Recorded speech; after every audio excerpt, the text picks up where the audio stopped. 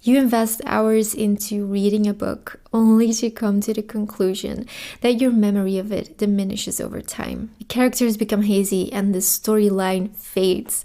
However, journaling can offer you help. I have experienced this myself. When I started journaling about what I was reading, it really transformed my reading experience, and I want to share this with you today. Journaling can help you remember what you read. It can deepen your understanding and appreciation of the book.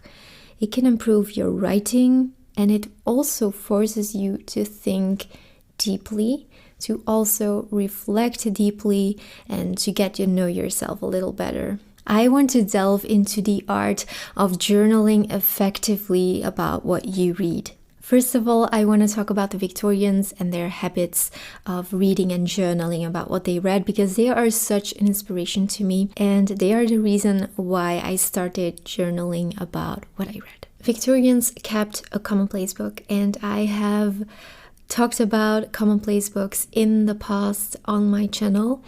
And this is such an interesting concept because they kept a journal like you and I know. And they filled up this journal with everything they wanted to keep and remember.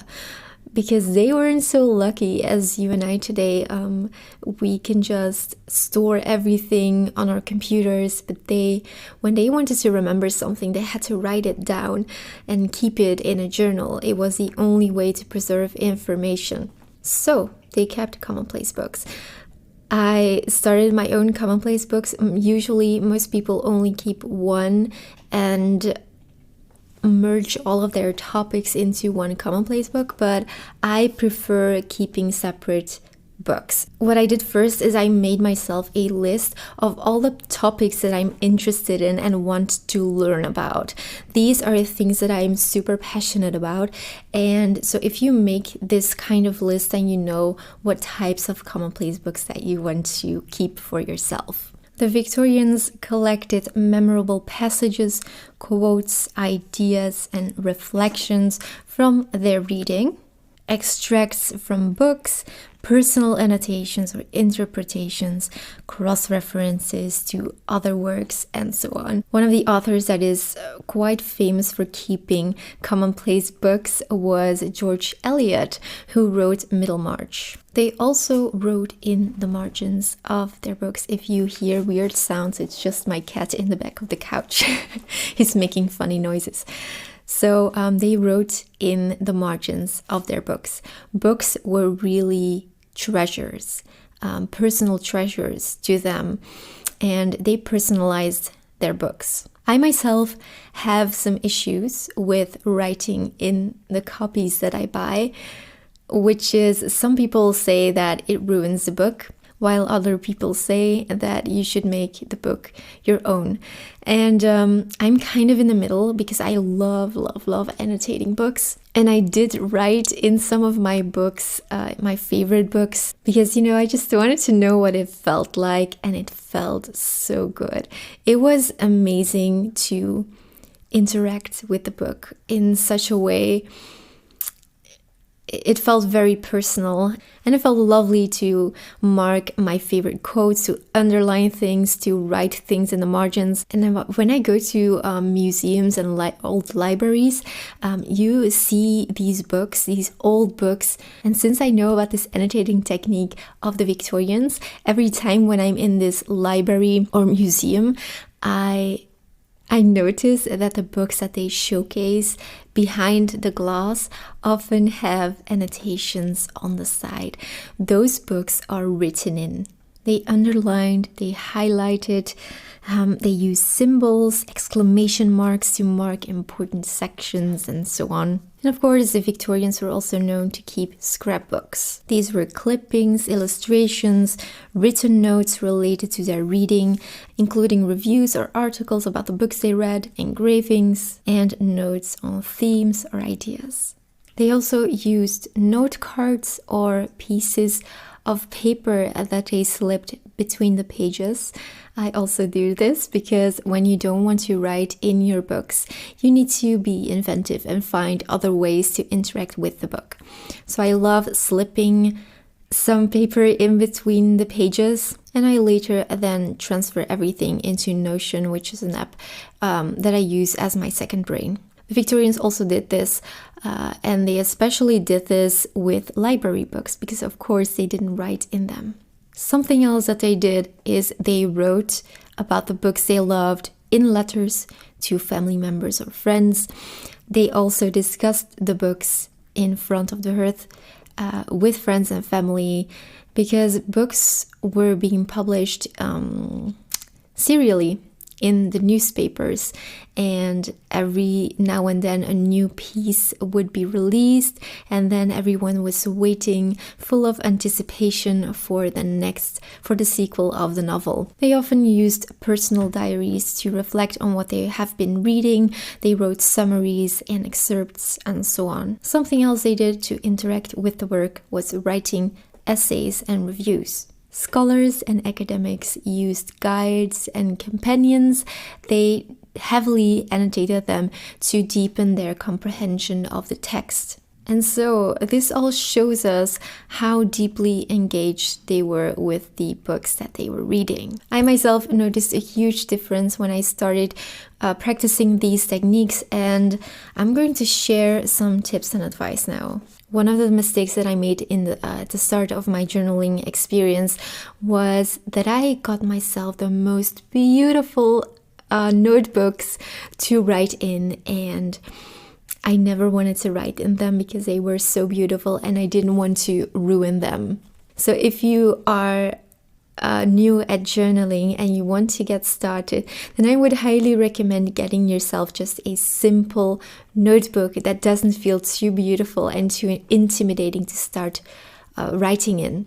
Also, when you look for inspiration online about commonplacing and journaling, you will see magnificent pieces of artworks, and you will want to create the same, and you will get yourself stickers and washi tapes and different colors and everything you can find to make your pages prettier.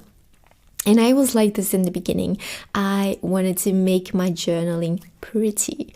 And so I started, and so this led to me not journaling anymore at all, because I knew when I wanted to write something down or when I wanted to do an entry, it would take me at least half an hour to write something down because it had to be pretty.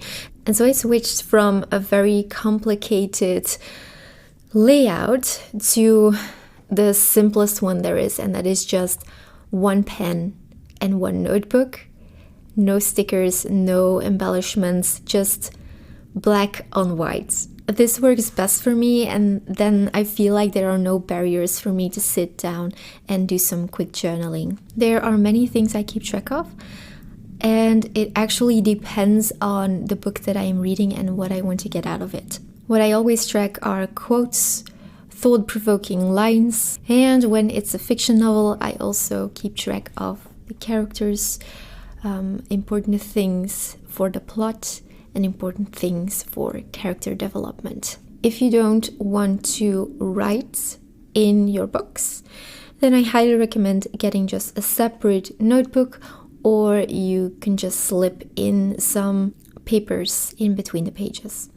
Now, I can see why some people say that it pulls them out of the story to read and then to go back to note-taking, that it takes them out of the story.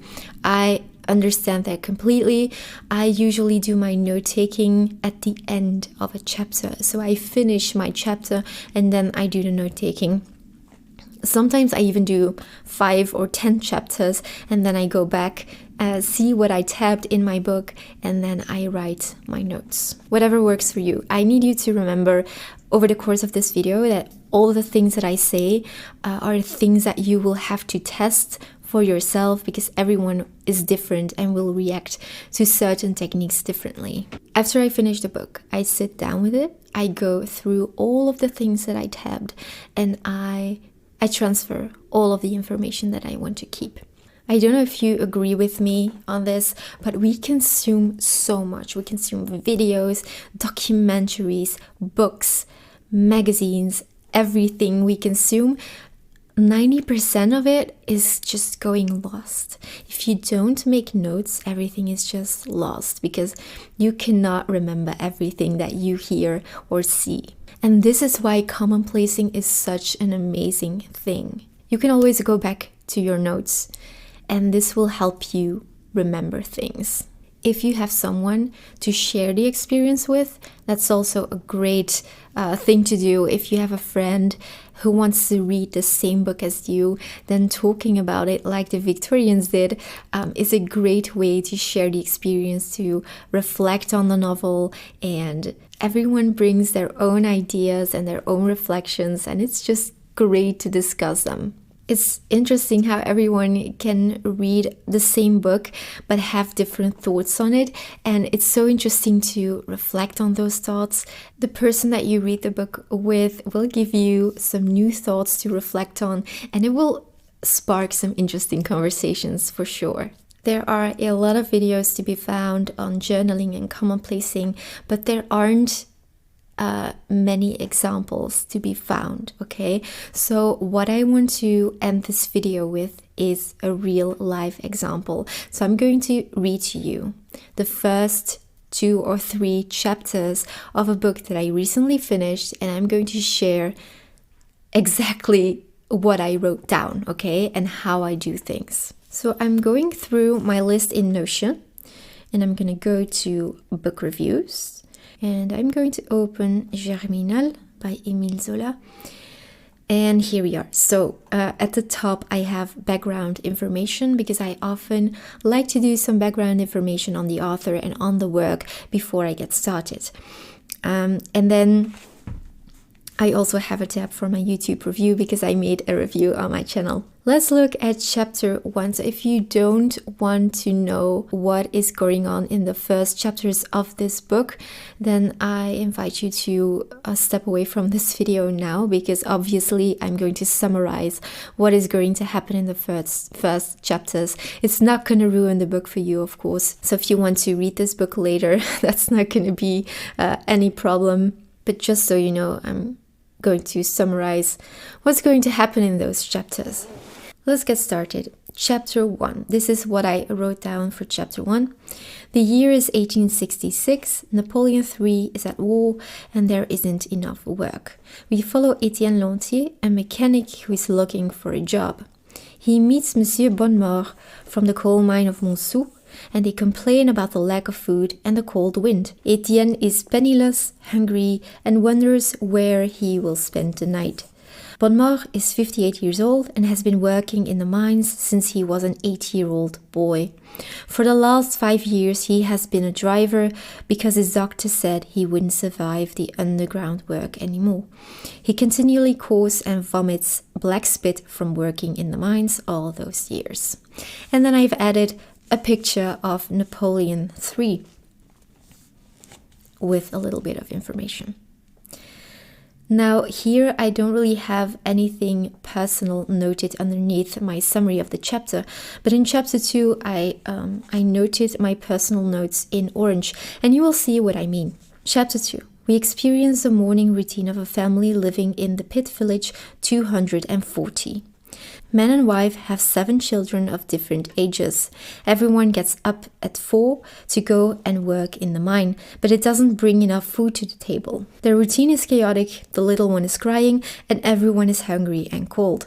Now in orange, I give my personal thoughts and comments on the chapter.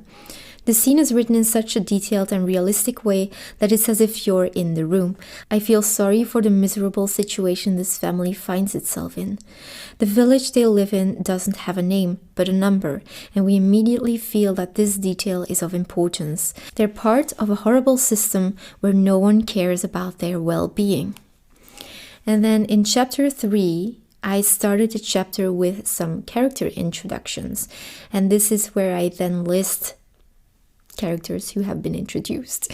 So here we have Richomme, one of the elder deputies at Le Voreux, Monsieur Dansaert, the overman at Le Voreux, La Mouquette, and so on. I just note down everything that seems to be important. Their jobs, maybe some physical characteristics, anything that you think is good to keep track of. And then here you can see that I've also noted a quote because I loved reading that section and I wanted to keep it. Please let me know in the comments if you journal about what you read. I would love to know, and I will see you next week.